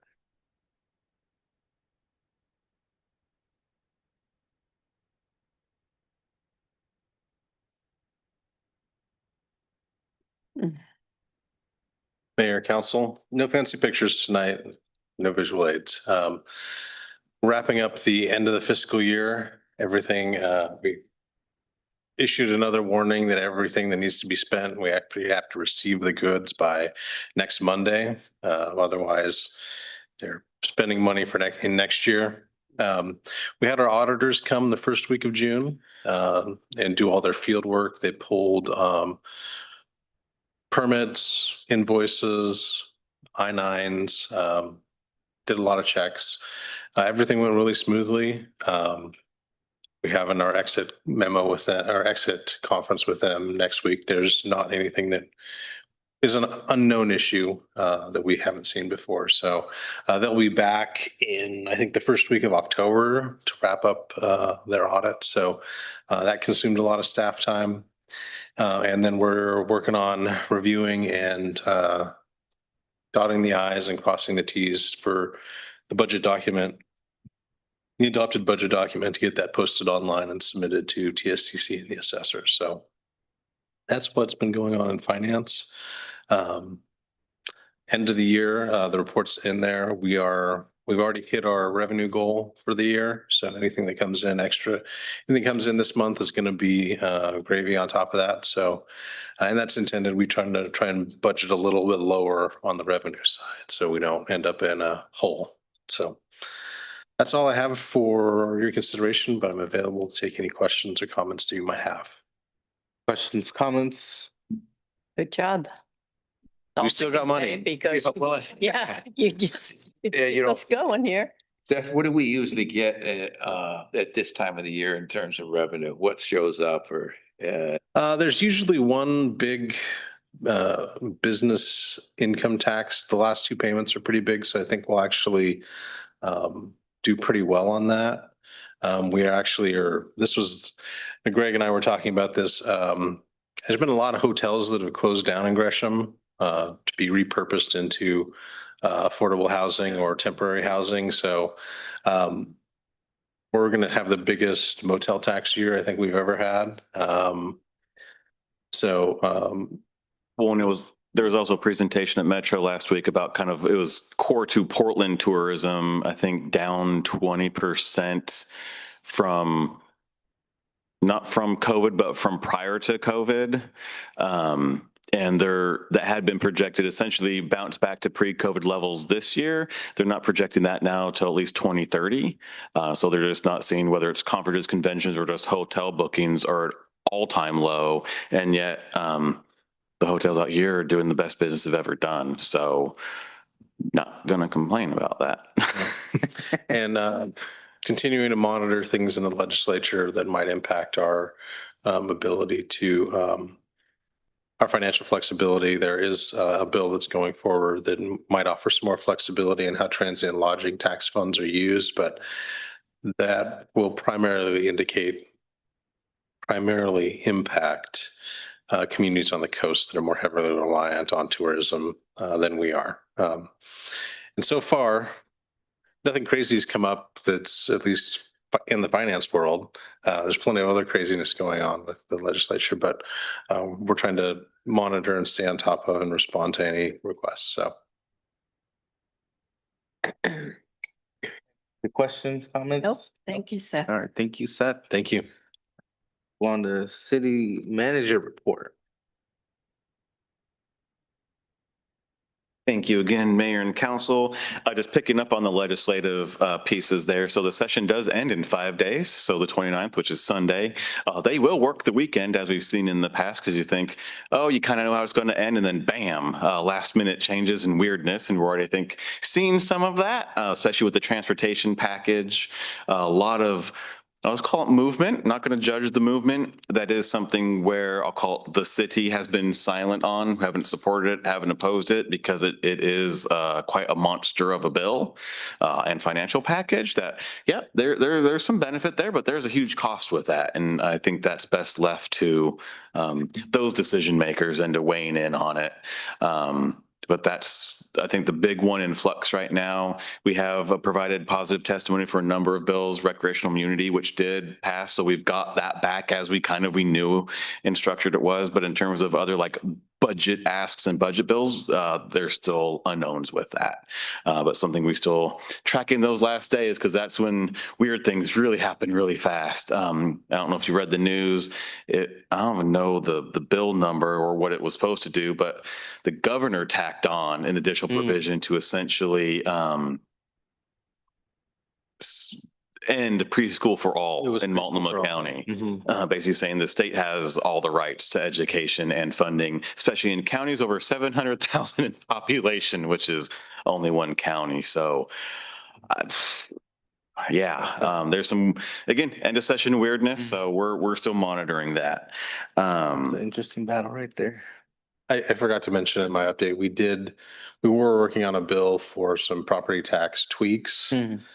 We were informed a couple weeks ago that that wasn't going to pass out of committee because there was a House bill that was going to put together a task force for the short session, and they wanted anything property tax related to kind of be pushed off until they had an opportunity for that task force to study it. So, The whole old task. yes, there's a task. Never done that before, have they? Do want to mention with the 4th of July coming up and kind of tacking on to a weekend, the city has retained First Response Security, which is a security provider for not just this building, but our other sites as well. They are DPSST certified, so they're doing unarmed patrol and outreach for the 4th of July at the park. I think it was did you say noon or was it 2 o'clock to midnight? Or 1 to midnight? Noon to midnight. Noon to Full 12 midnight. hours. So kind of that, trying to target that midday into the evening. Really, and we met with them. They got it. Like it's again about, I think, park guest comfort, no fireworks, no drugs, no alcohol, no smoking in the park. You know, they're unarmed. They're there to, I think, add to the enjoyment and just make sure everyone's being reasonable. Also don't know what we'll get for turnout being attached to a weekend. We might get more people actually leaving and going to the coast or making a little trip out of it. But what we've seen the last few years was midweek, some big events in the park. I just want to make sure that guests are safe and comfortable. So they're engaged with that as kind of a positive partner and with a link to the sheriff's office if there are escalating incidents. But again, the big one is no fireworks, no smoking, no drugs. We don't have we taken any action to ban fireworks in the city limits? In terms of an outright prohibition or ban, No. there was talk, I don't know if it was in 20 or 21 with a giant heat wave and kind of what do you do about fireworks? There was at that time interest in thinking more regionally because we thought, great, we could ban them, but you can buy them 2 minutes away and the ability to enforce it, it really needs to be either like a metro-wide thing or so when I say preferably, if it's those who decide to move that route, a statewide thing to really limit the access to fireworks. I think Portland's banned. Yeah, and we've seen how well that's worked. Well, it's, the point is, yeah, I get it. The point is, do you ban them? So you do offer law enforcement a tool. Now, I'm not saying this isn't supposed to be a proposal that we do it, but there are cities that are banning it.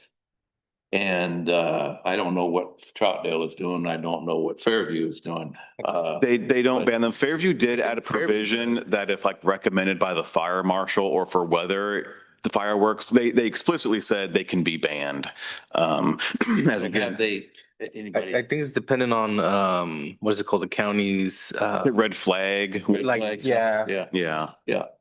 But that's where we just learned is if you set up, you know, a rule and you can't have an enforcement mechanism, then you set up a false expectation that, hey, you've prohibited fireworks. Great, there won't be any fireworks. And then there are, then you've kind of missed the expectation. That's why a larger prohibition. It'll always be better. Yes. Like a speed limit, you know? And what we've I know. also done, Have to read this.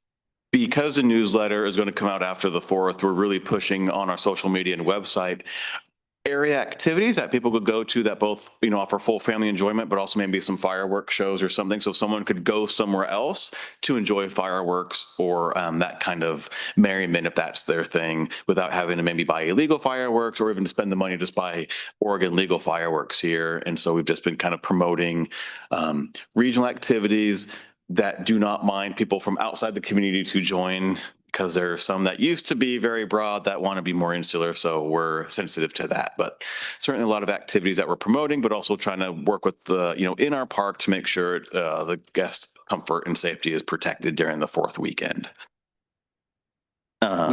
We're banning them in the park though. They've always been banned in the Yeah. park, and we're creating Okay. additional signage to place around, entryways, plaza space, basketball court, traditional places where fireworks have been, that no, fireworks are not allowed here.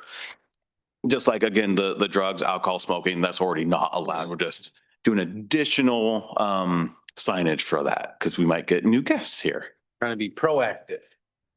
And then lastly, actually second to last, but just a reminder, we do have the PR training for fire this Thursday, starting at 5 here. At the mayor's request, we invite some Fairview folks because we thought they could, while some of our information is Wood Village specific, some of it is good talking points, and having that same kind of reinforcement is a positive thing. And it kind of goes in that spirit of we're helping our partners come along in the process.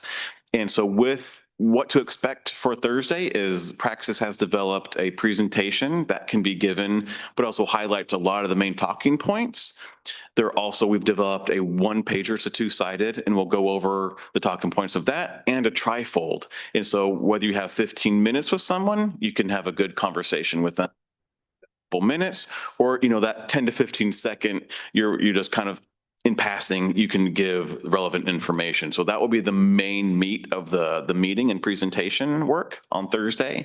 Also want to ask, we want to provide some food stuff since it's a bit earlier, maybe don't have time to come after work. What would be a preference for foodstuffs?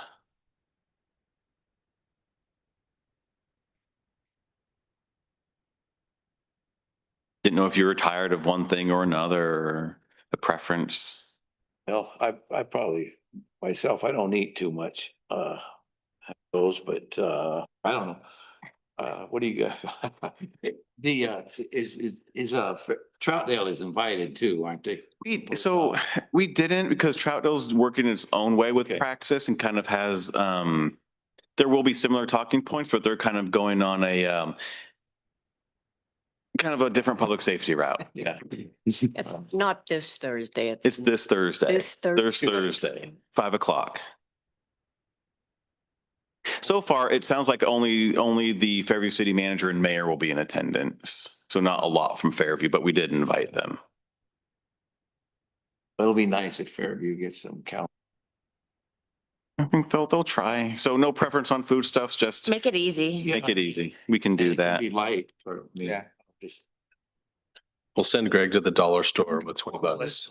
I was gonna say, we're not gonna do sushi. That's what you ordered last time. Well, you were pretty picky with your sushi. So yeah, we're not gonna do sushi because that wasn't easy. Last is I just came from Troutdale being part of its city manager replacement interview panel. And so getting to, see what Troutdale's interested in, but also hearing from other area statewide city managers, just thank you.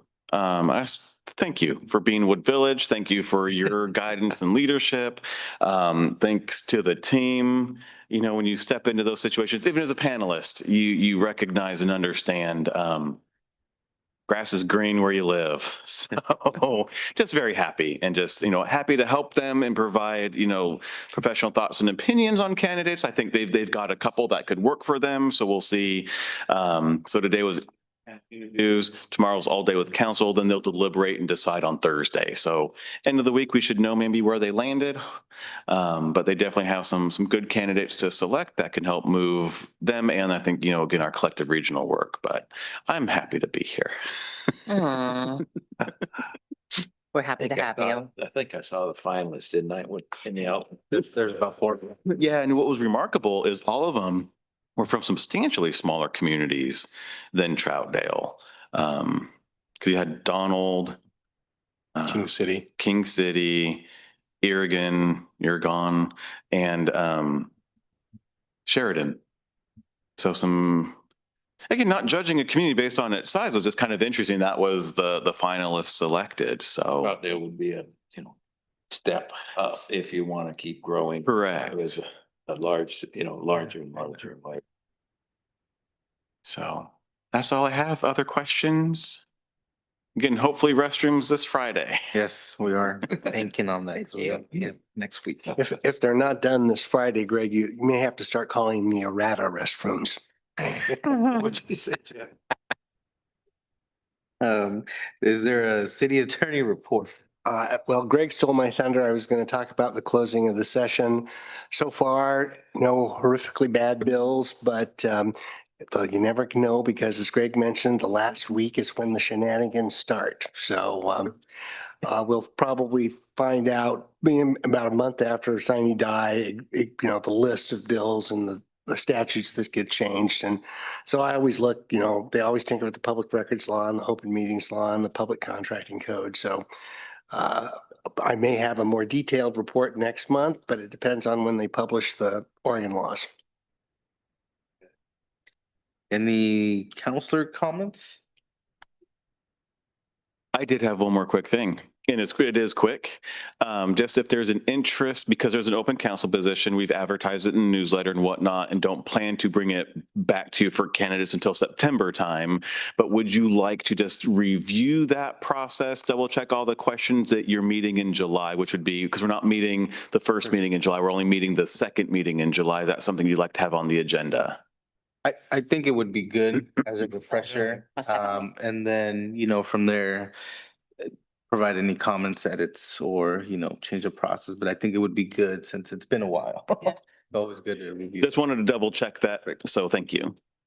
My only comments is that Metro's doing a state of the Metro presentation tomorrow, and Greg will be there. I actually can no longer make it. Okay, never mind. Yeah, I was invited. I'm not sure if you guys were invited, but I can't make it either. But we'll I guess wait to see what. I'll say, look, I did Councilman attend the Metro managers meeting last Monday, so I think a lot of it is applicable. So we'll talk on Thursday and we can provide an update to you all as needed. But I think a big learning was the downside of tourism Yeah. in the Portland core and what's that done for Metro and its venues has been interesting since this was reliant on those transient tax dollars for a lot of its work. But they are doing a new visioning process, hasn't been done since 95. And that will then feed, so it's a big vision that then will feed into like the 2070 or 2090 vision work that outlays like your land use overlays and whatnot. So that work is going to be starting up soon. And it's something we'll definitely be engaged with. Well, be interested to hear about the venue, sports venue, how to do, Expo, if they're still moving forward. Yeah, they are still moving forward on that. Definitely, they put in budget for this upcoming year to kind of do some pilot work. There's a few $1 million for, call it temporary, targeting more basketball, volleyball tournaments. So to kind of get proof of concept, see what kind of things they may need to revise over time. But that is something they're definitely interested in, is capturing that sports tourism for club level sports, but also kind of those tournaments that are around the region. So no, that project is also moving forward. And with that was it. We will be seeing you all on Thursday, 5 o'clock, and we don't have a council meeting until the 22nd.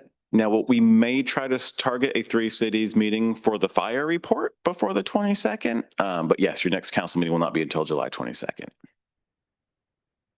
All right. With that, we are adjourned. 3 minutes early.